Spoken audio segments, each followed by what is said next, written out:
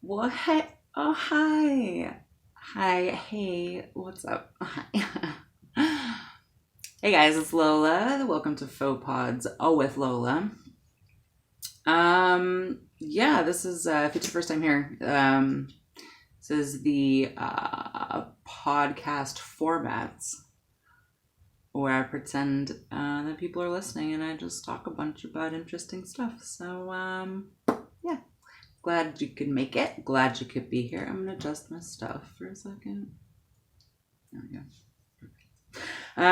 So yeah, I had a real fudgesicle of a week. I don't know about you guys. Just a little stressful. Little what does it all meany? Little existentially. Little why? But I'm still here. I'm still rocking it out. Still I don't. Is that? I was raising the roof. I'm sorry. I was raising the roof. It's risen. The roof is now risen. So yeah, I wanted to talk this week. Last week was a little heavy, and a little rambly, and so I'm just so philosophical with anything that's like deep like that, or like really potentially offensive to someone that I just end up kind of tap dancing when I should just stand firm. Um, so yeah, so here I am. Here we are. This week I would like to speak about. I forgot the thing. I love it. It's my favorite. So I thought we would talk this week about one of my favorite pastimes, one of my favorite things to do when I've had a shitty week, when I've had shit go down that isn't, when I'm just stressed or whatever. One of my favorite things to do is go to a thrift store.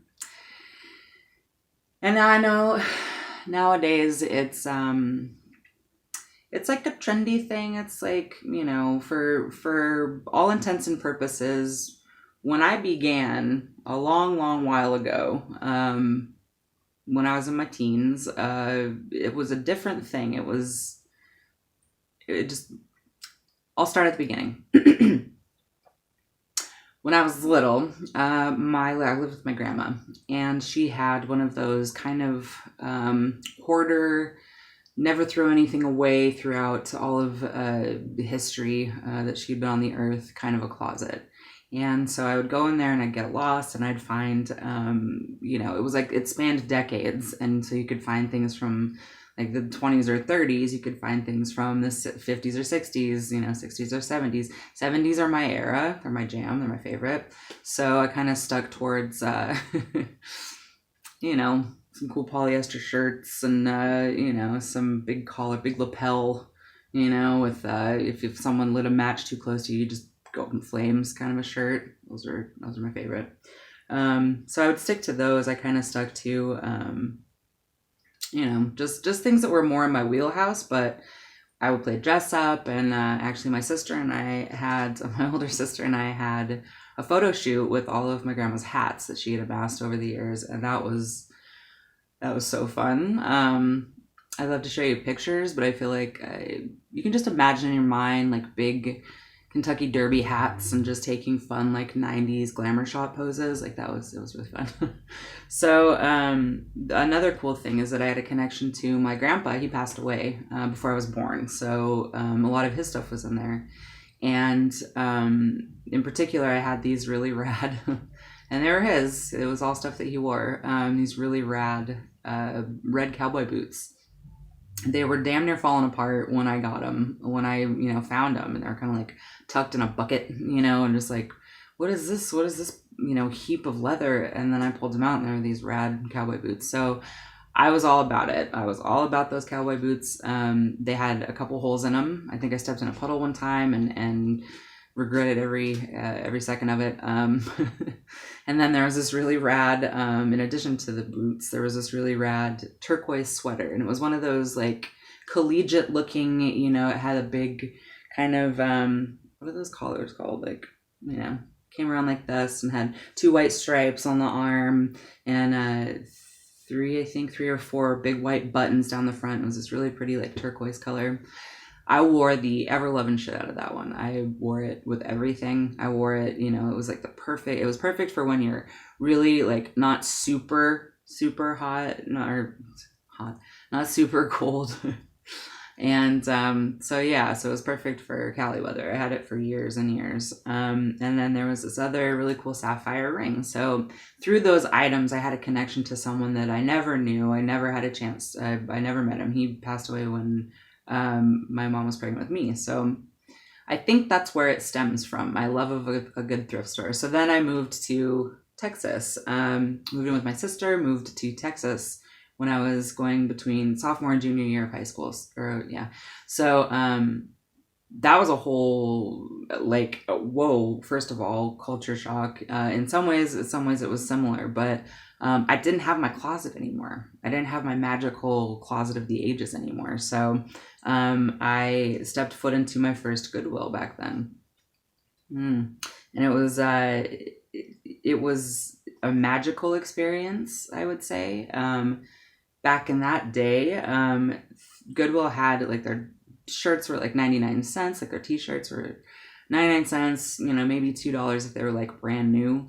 Their jackets and like all their like older man, you know, what you think of when you think of a thrift store, like all that gear was like $5, you know. I found this amazing rad suede coat on a thrift store trip in Texas. It was $15.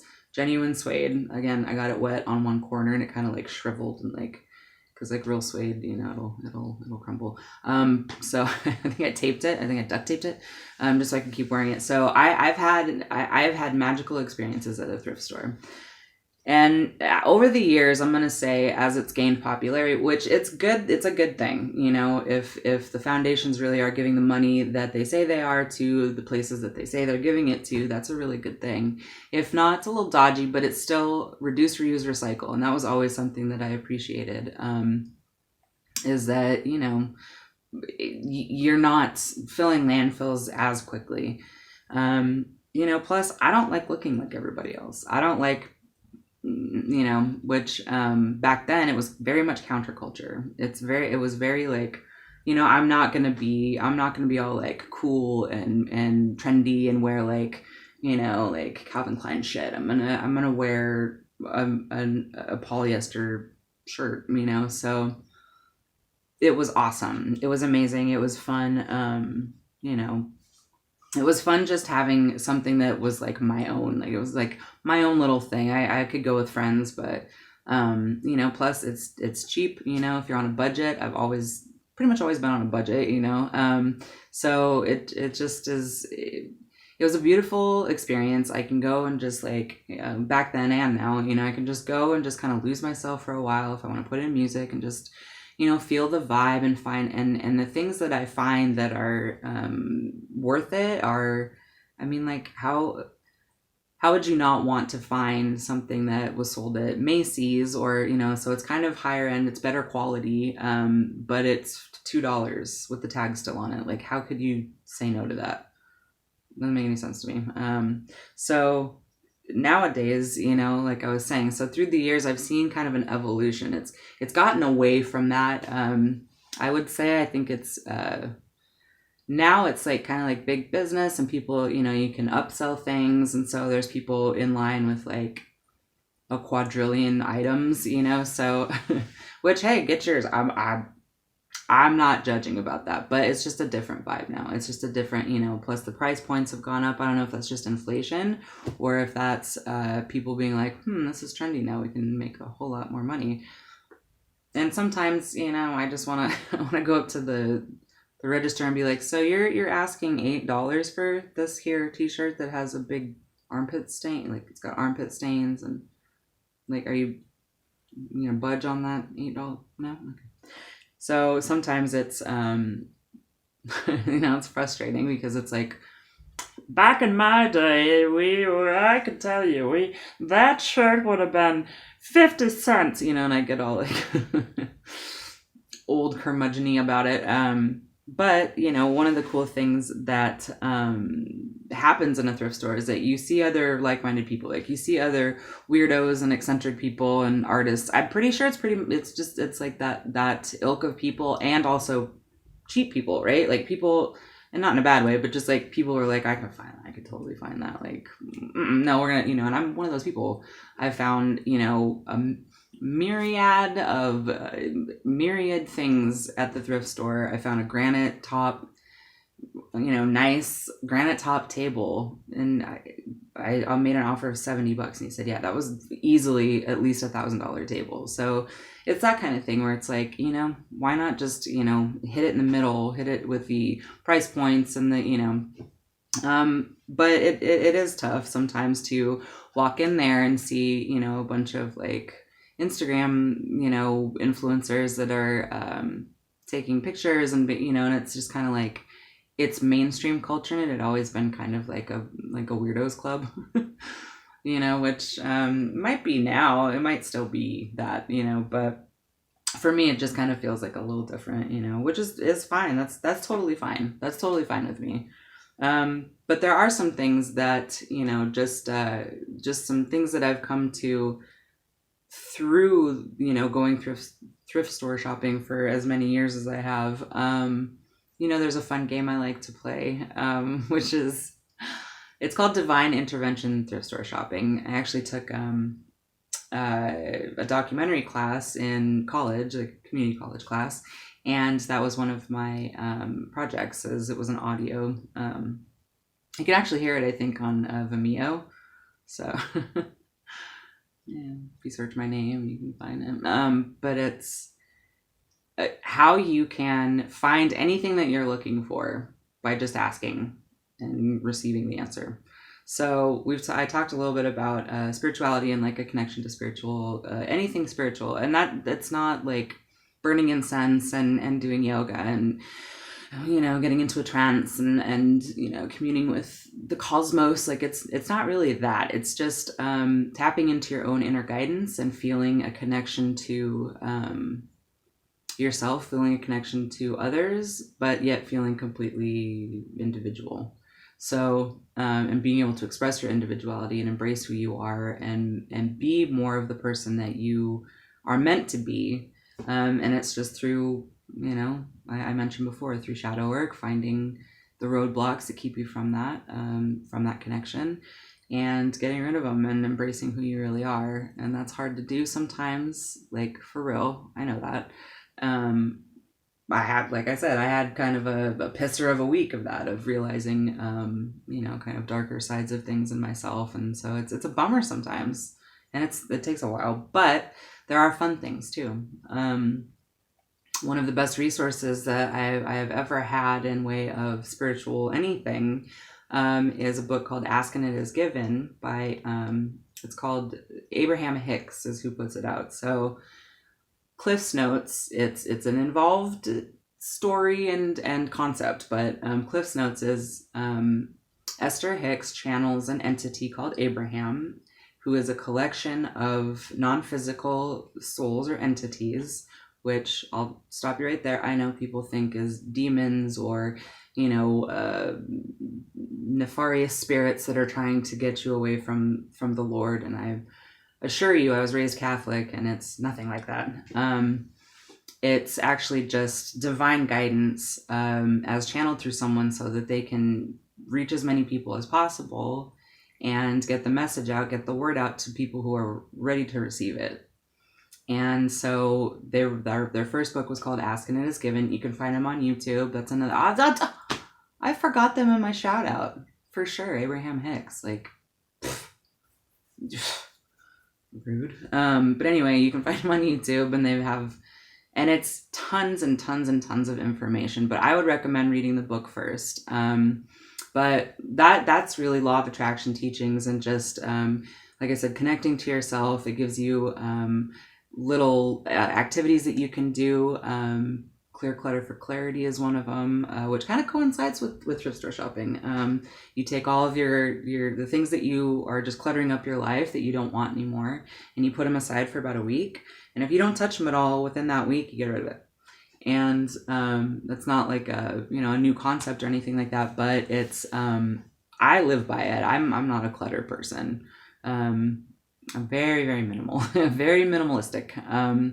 So that really helps because if you're cluttered in your living space and your environment, you're cluttered in your thinking. And so I think that's why, as you go through a messy phase in your teen years, or if you ever have a phase like that, that's why life is just kicking your ass, is because you can't really function. So there's an exercise that helps with that, Clear Clutter for Clarity. There's going up the emotional scale. So according to Abraham's teachings, we all have a base scale, and despair and hopelessness is probably the lowest. Anger is a step up from that, which you would think it's about the same, but anger means you're willing to fight for what you believe in and for what you love. So it goes all the way up to joy. So they give you probably, I don't know, like 4 or 5 different ways you can get from one emotional place to another. And it's all through writing down your thoughts and kind of pivoting and thinking a better thought and grabbing a better thought and going, okay, this feels horrible, but you know what? I don't have to think about it right now. And then you feel better, and then say, oh, I don't need this burden right now, or I can wait to, so it's basically just like helping you to work through your bullshit so that you can feel good and attract good things into your life.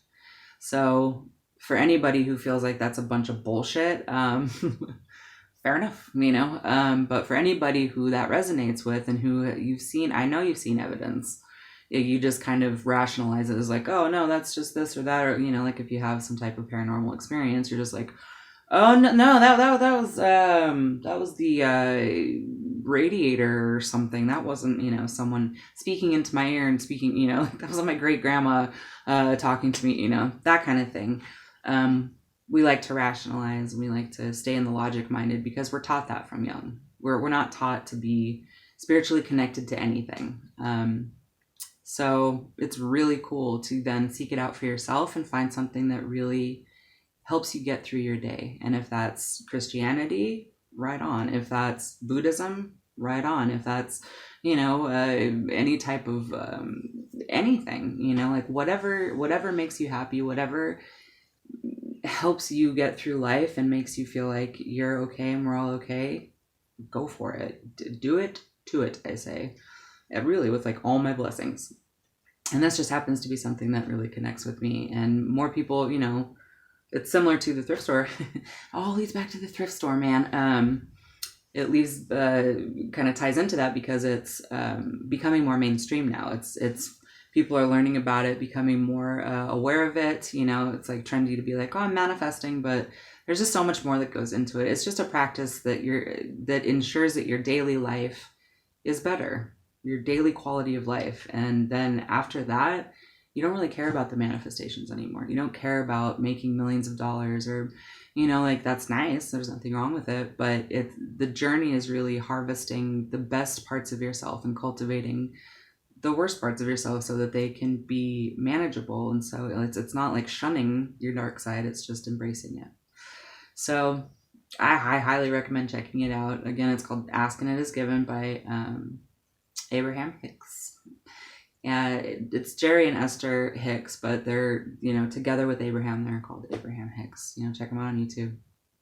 And if it resonates with you, just, treat it as an art form. Don't get mad at yourself for stumbling blocks or bad days, and just be prepared because your life will go completely sideways once you choose, in a good way eventually, but once you choose yourself over other completely pointless kind of tail chasing things like keeping up with other people, competing with other people, being in a relationship just to have someone, being passive aggressive, and once you say I don't want that anymore, you just start like people in your life just start dropping like flies. But the end result is far worth it. So I highly recommend that.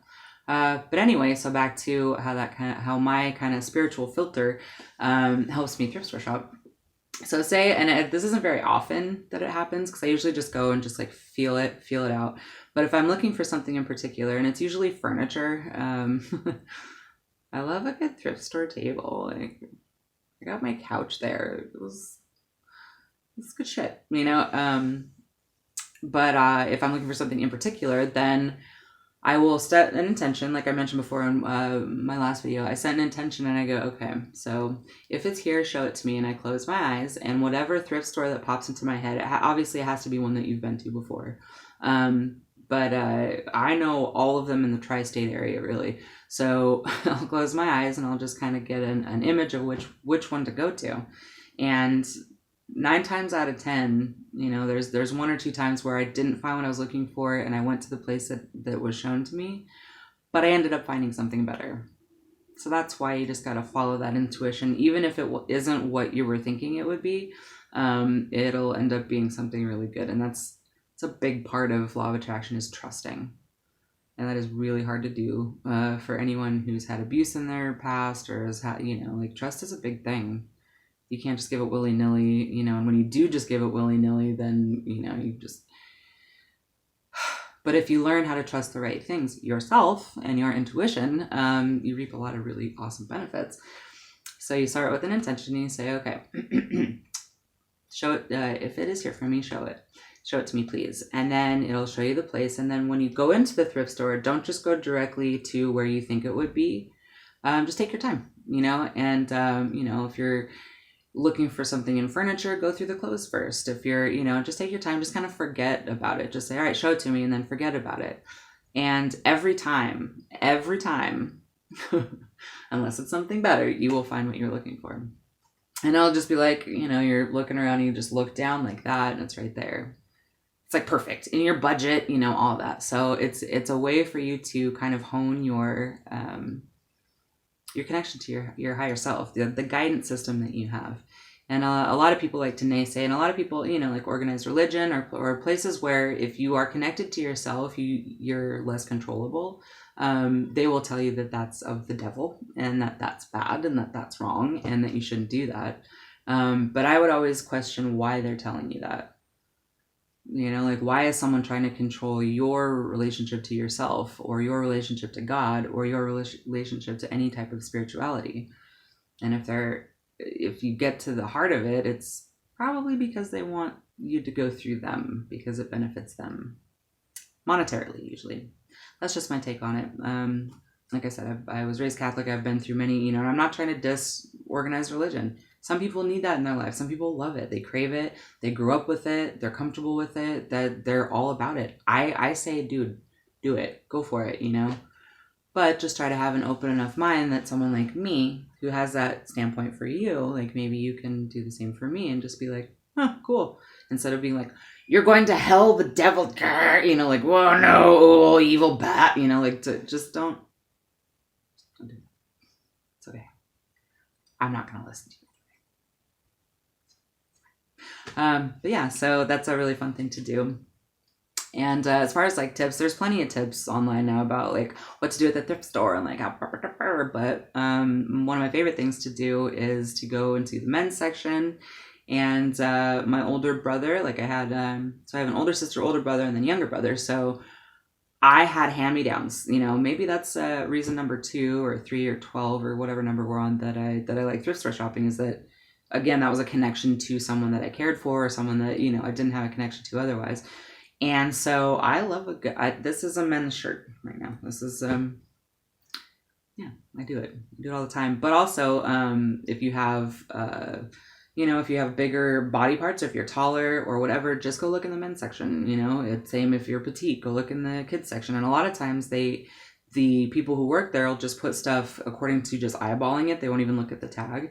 So sometimes some really rad stuff that you wouldn't have found if you stuck to, your section that actually is your size, or that's an adult size, is stuffed into the kids section. So it's one of my favorite things to do. And also looking for things that, that's kind of a gripe that I have too. Like one of the modern nuanced things about thrift stores is that everything is trendy now. They gear all of their merchandise towards the trends. So if you're, according to the millennial / Gen Z or whatever war that's going on, skinny jeans are no longer in fashion. Which I say, you show me a pair of flares or straight bootleg pants that make my backside and my legs look as good, and I'll switch forever. But I have all kinds. I have every, I have all kinds of, I am enjoying the 70s being back because, like I said, the 70s that's my jam. And they came back in the 90s, so therefore they're back now. But I have all kinds. But yeah, because of that, there's so many trendy things now that I end up wearing trendy shit or being with the trends now, even though I primarily shop at thrift stores. Forever 21. It's like a first run thrift store almost. So good. High quality. People say it's low quality. No, for the price you pay, it's good shit. Forever 21. You know, there's few like I focus on style. I focus on the style and the vibe I get. A lot of comfy clothes. Hoodies are outlandishly expensive. $60 for a hoodie. Seriously, like not on my watch. So I go and I get, you know, I get a even if it's a Walmart brand, I'll get it for $4 or $5. Like worn twice. Like why wouldn't you do that? You know, so I highly recommend it. I know some people, it just skeeves them out, like the people that don't like to drink water because it tastes like nothing. It's the same type of like, I don't want to wear things that other people have worn, you know, and fair enough. I actually, you know, I don't judge. If you love it, if you're into it, play the Divine Intervention thrift store game. It's really fun. And like I said, if nothing happens the first time, just try it again. You know, just like anything, it takes a minute to really link up to your intuition if you're not willing to listen to the little urgings.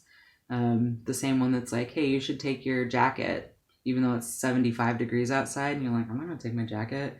And then on your way somewhere, the clouds just roll in and it's suddenly raining, and then you're like, you know, never deny that voice, never ignore that voice.